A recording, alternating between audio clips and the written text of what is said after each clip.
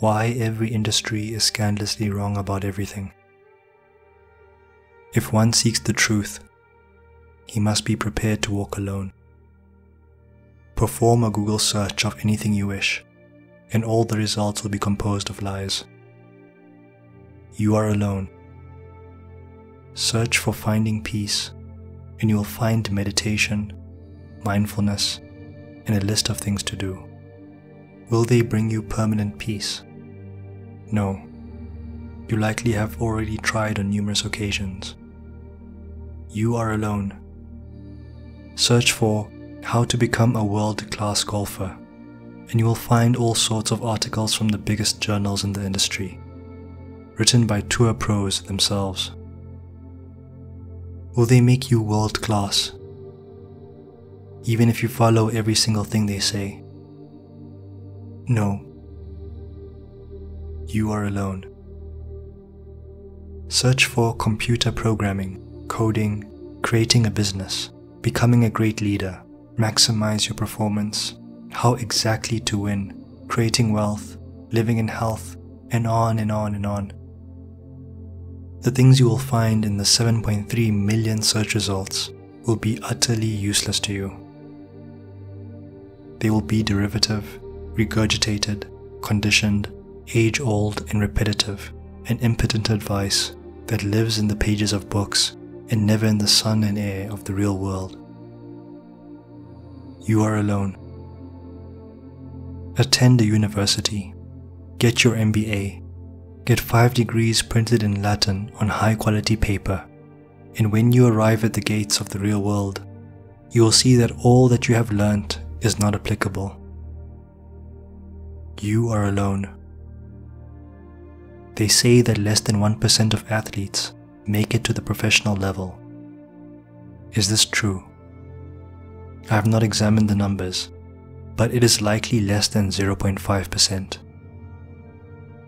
But then things begin to fall apart. Then the scandalous lies begin to appear. The sports industry, the media, the coaches, and virtually all the people involved conclude that because less than 1% of people make it to the professional level, the odds are completely stacked against one. That it is foolish to pursue it without a backup plan, that one is not being realistic or practical. Why is such a conclusion reached? More specifically, why is such a message repeated across loudspeakers all around the world? Google it.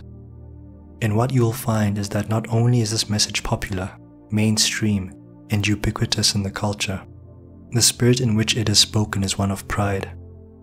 Not only is the sports industry and all those who surround it ready and willing to take every opportunity to spread this propaganda, they do it gleefully. Why is this the case? 2 reasons. Firstly, human beings are expert excuse makers. Many individuals in the sports world did not make it to the pro ranks, and thus, if they couldn't do it, how can they allow themselves the permission to believe that anyone else can? Unless the results are so unmistakable that they have no choice but to acquiesce. Their mental well-being rests upon the fact that it is incredibly difficult to make it, so that they can breathe easier for not having made it themselves. Secondly, human beings are not interested in the truth. They are interested only in the things that support their own views and perceptions. Humans are fair weather fans. They are common. They are the masses. They are sheep. This applies to over 99% of the world population. For them, the truth is not something that will set them free. It is something that will imprison them, for then they will be forced to answer questions that their mind raises. What is the real reason that less than 1% make it to the pro ranks? And why only a small fraction of the pros become superstars? Being behind the velvet ropes, working with some of the biggest names in the world of professional sports, industry, and celebrity, I will tell you that nothing is as it seems. Nothing. First, it is the metaphor of a car wash. If one goes through a car wash of conditioning, being told from every direction how difficult it is, and how good everyone is, and how much the odds are stacked against them, it becomes enormously difficult for all but a robust few to overcome the scars of this car wash conditioning. Second, it is implied by the numbers that all of those who set out to make it are equally serious. I assure you that this is not the case. The car wash of conditioning, the funds to support themselves, the family obligations, the dislike of travel, the loneliness, the self-belief or lack thereof, and many other factors completely unrelated to talent eliminate a significant percent of the prospects. The real numbers are nowhere close to what the industry would love for you to believe and is secretly desperate to convince themselves of. Every industry is a derivative industry. It follows the traditional ways of doing things. It subscribes to the best practices and the scientific research and the expert opinions and the prevailing school of thought. Everyone is the same. Everyone is mired in tradition. Everyone is a propagandist. Why? Because everyone is a follower. Everyone teaches the same thing with a different brochure. Everyone attends the same conferences, wearing the same lanyard. Every athlete practices the same things. Every coach teaches the same things. Every student learns the same things. Everyone goes to school, tries to make good grades, and get a good job with a generous 401k plan.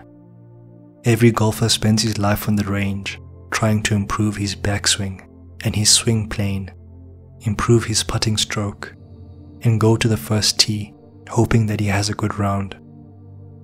And when he doesn't, he returns to the range to practice that which he already knows how to do. And what he fails to recognize is that similar to all other professional athletes, almost all the hard work that he pursues is done out of anxiety rather than the need to improve. Everyone and everything in this world is full of complete, total, utter nonsense. Everyone is wrong. What is the truth? Pedigrees mean nothing in the real world.